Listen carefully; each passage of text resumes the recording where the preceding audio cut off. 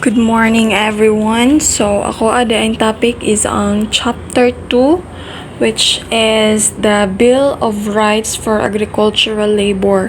So kung ano siya, continuation ni siya sa report ni Japan, which is kato na siyang excerpt ni President Diosdado Macapagal. So, ingon diri sa Section 39, Rights for Agricultural Labor.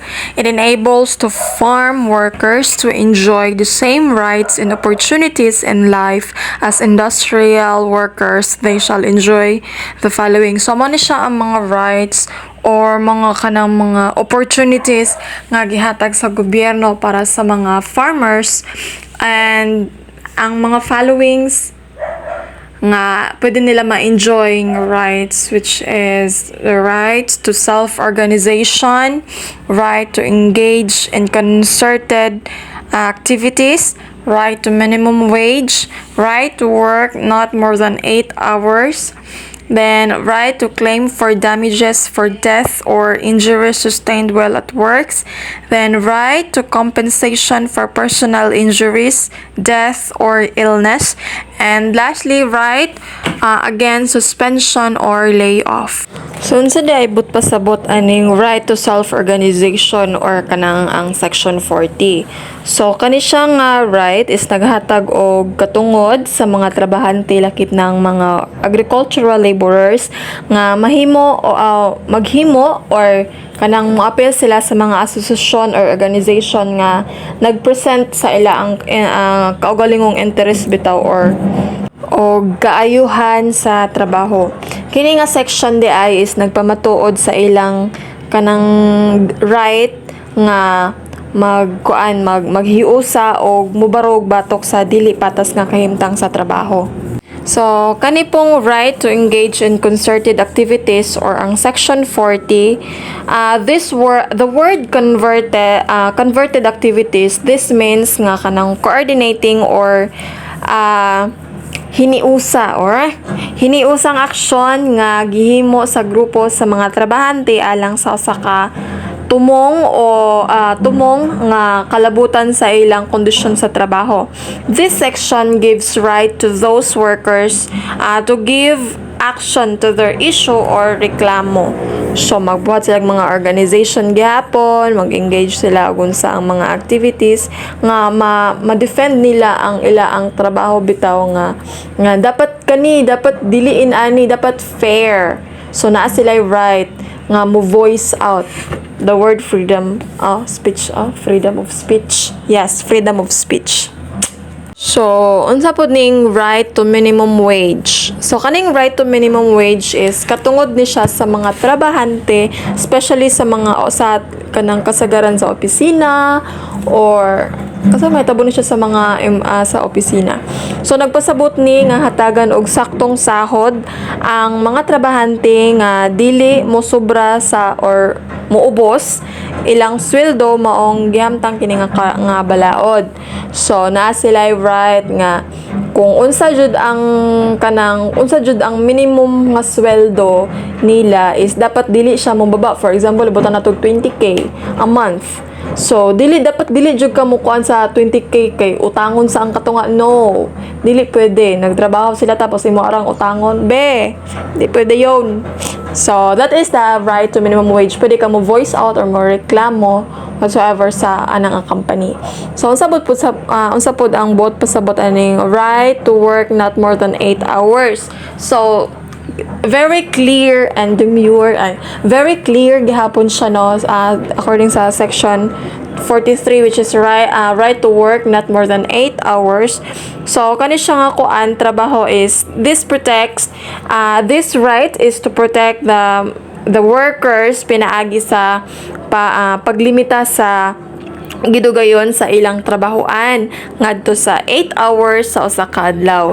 Kini nga katungod kuani siya kanang nagtuo nga ang pagpugong sa oras sa trabaho dili lamang alang sa pisikal nga kahimsog o kahimsog nga kaayuhan sa mga trabahante apan aron mausab masiguro nga panabitong makabuot ang patas nga kahimtang tali nila sa ilang mga amo.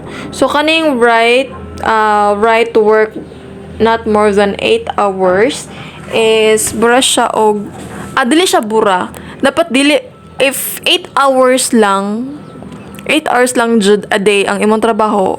Pag mahuman ang time is pag oras na ulit na ka di na ka pwede ingnon ka, for example ingnon kasi mo nga mo ayaw sa kuan ka wala pa naman imong trabaho. No, you have the right to say nga sir time na ay and kani pong right to claim for damages for death or injuries sustained while at works.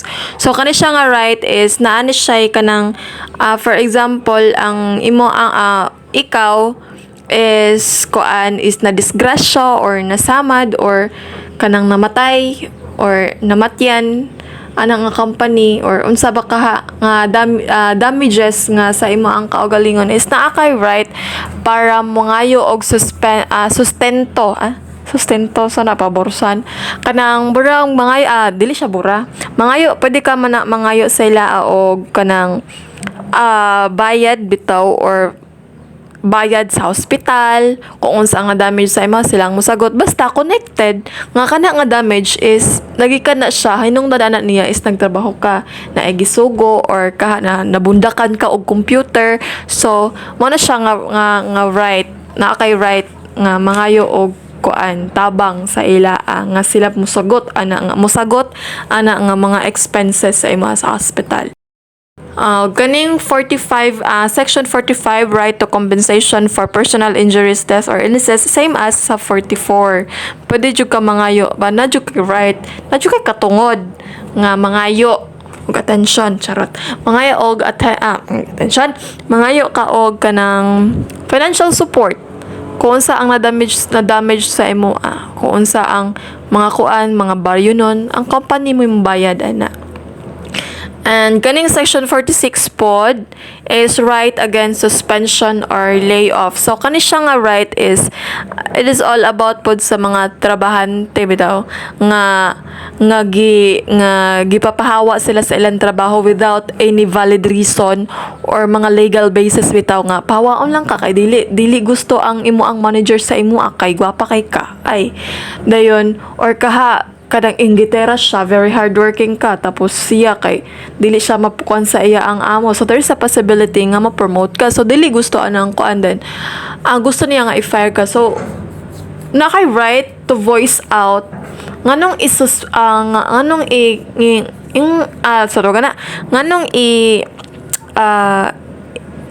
walaon ka or tangtangon ka sa imong trabaho without any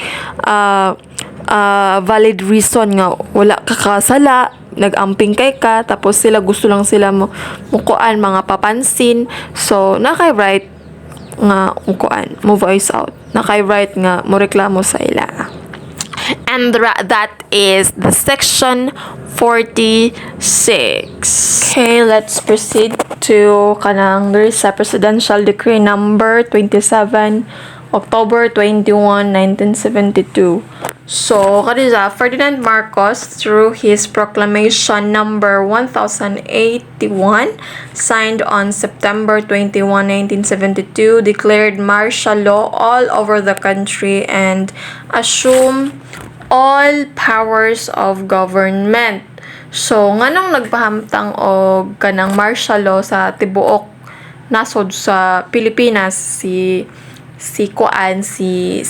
Ferdinand Marcos, which is kay naa kanang ingon diri is citing widespread discontent and unrest among our farmers as contributing to the existing national emergency. That's why he proclaimed the entire country as land reform area through his presidential decree number 2. So, kani siya is kini nga kuan nga stepping or balaod gibuhat niya aron masolbal bitaw ang kasinatian sa mga kagubot o kasuko tali sa mga mag-uuma nga maoy nakapahugno sa national nga emerhensya or sa kuan national emergency. So, gipahibalo pod ni President Marcos ang programa nga reforma sa yuta pinagi sa Presidential Decree 27 nga naghatag nga ang tanang yuta nga nga kanabitong nagpanag-iya tawag na pinag-iyahan gipahinungod sa pagtanom og humay or mais ilaang gipakuan ang kanang bitong ilang gipaabangan or ilang gipatrabaho para tamnan og mais or humay naay kuan nga ipaapod-apod bitaw sa mga mag-uuma nga nagabuhat niini. Ang mga mag-uuma nag-iya og yuta nga dili mulapas sa 7 ka hektarya samtang ang mga agalon nga tagiya sa yuta gitugutan nga mopalit og 5 ka hektarya alang sa ilang kaugalingong paggamit. Or ang bayad sa yuta kay mukha na siya mo last og 15 years. So, okay, let's proceed here. There's a excerpt from Republic Act number 6657 or Comprehensive Agrarian Reform Law of 1988. Agrarian reform was a key policy of the Corazon C. Aquino administration in 1986 to 1992. It is drive towards economic industrialization. Proclamation number 131 articulated the Comprehensive Agrarian Reform Program or CARP of the government. It declared ang CARP kay nag-declare sila that all public and private agricultural lands to be distributed to the tenants, thereby making the program to the broadest in terms of scope. So, ang CARP reorganized and expanded the powers of operations of the Department of Agrarian Reform or DAR, the agency that would spearhead the program. DAR facilitates the Land Tenure Improvement Program, which aimed to hasten and distribution of tenants. DAR offered legal assistance and adjudicated agrarian cases. Republic Act number 6657 or Comprehensive Agrarian Reform Law signed by the President of June 10, 1988 became legal basis for the Agrarian Reform Program of the Aquino government. So kaning CARP is during pa ni siya sa administration ni former President Aquino. Okay, let's proceed here sa primary source. An act instituting a comprehensive agrarian reform program to promote social justice and industrialization, providing the mechanism for its implementation and for their purposes. So this will be the chapter 1 sa primary source ni siya. Preliminary chapter. So section 1, title. This act shall be known as the Comprehensive Agrarian Reform Law of 1988.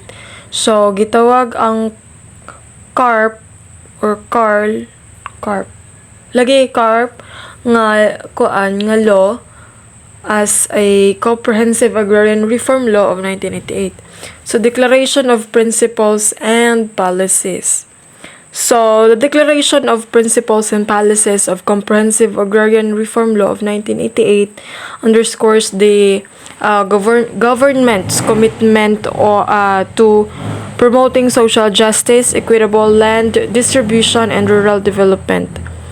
It prioritizes landless farmers and farm workers as beneficiaries, ensures sustainable use of agricultural lands, and provides supports services like infrastructure and training.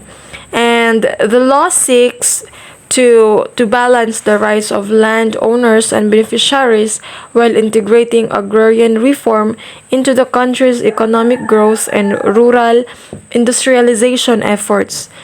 Also, it emphasizes partnerships, farmers' empowerment, and the protection of agricultural productivity. And now, let's proceed to the section 4, which is the scope. So, the Comprehensive Agrarian Reform Law of 1988 or Republic Act number 657 aims to promote social justice and rural development in the Philippines by redistributing and agricultural lands to landless farmers and farm workers. It covers all public and private agricultural lands with exemptions for non-agricultural uses. Landowners can retain up to 5 hectares while beneficiaries, primarily tillers or tilers and land dependent workers, receive land along with support services like credit, infrastructure, and training. The program compensates kanang landowners fairly and seeks to improve agricultural productivity and reduce land ownership inequality. Its implementation is managed by the Department of Agrarian Reform. Now let's proceed to the chapter 5. The chapter 5 says section 5 rather. Section 5 of Comprehensive Agrarian Reform Law of 1988 mandates that land acquisition and distribution under the program completed within 10 years. So 10 years siya. So it will be completed within 10 years from the loss effectively. Priority is given to land voluntarily offered for sale, government-owned lands, and areas with significant tenant populations of agricultural potential. The Department of Agrarian Reform, or DAR, oversees the phased implementation to ensure efficient and equitable distribution. So that is the section number 5. Let's proceed to section number 6. Retention limits. So retention limits of Comprehensive Agrarian Reform Law allows landowners to retain up to 5 hectares of agricultural land. Each legitimate child of the landowners may retain an additional 3 hectares, provided they are of legal age and cultivating the land. Land exceeding these limits are distributed to qualified beneficiaries. Tenant farmers cannot be displaced, ensuring their rights are protected. This provision aims to balance landowners' rights with the equitable distribution of agricultural land. Now let's proceed to section 7, which is the priorities.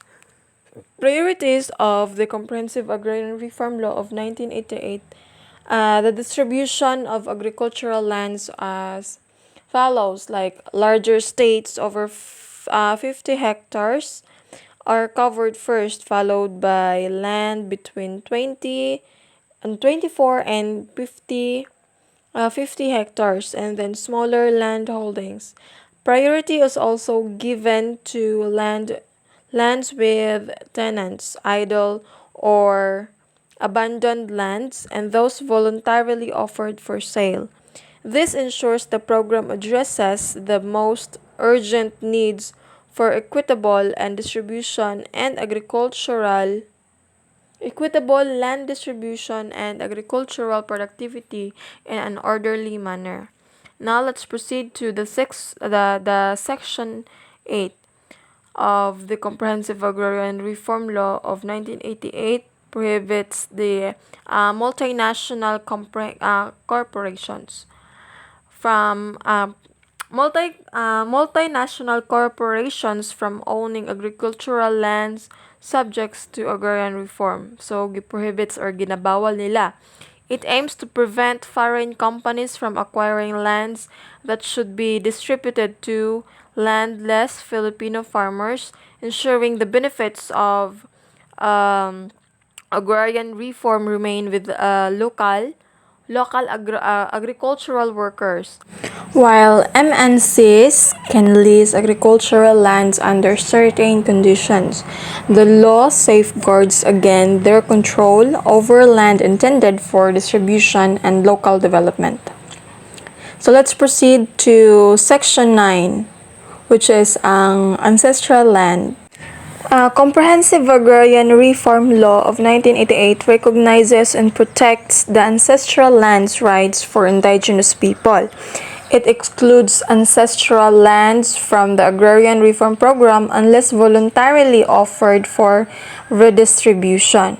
This section ensures that indigenous communities' traditional land holdings are respected and preserved and encourages them to secure legal recognition and titles for their ancestral lands through appropriate government process. So that is the ancestral lands. And also, the last is ang Section 11. Section 11 of the Comprehensive Agrarian Reform Law or RA 6657 addresses commercial farming, stating that large-scale agricultural operations are subject to agrarian reform if they meet the criteria of agricultural land. However, commercial farms may be attempted if they are owned by corporations and meet productivity standards. The section also protects commercial farms from being converted to non-agricultural uses unless necessary for public interest and ensures landowners receive fair compensation for land's redistribution under reform program. So that is the chapter 2, the coverage of the law, which is ang the law nga Comprehensive Agrarian Reform Law of 1988. So that's all. Thank you so much once again. I am JMA B. Pateras, BE Ed 2. Thank you, ma'am.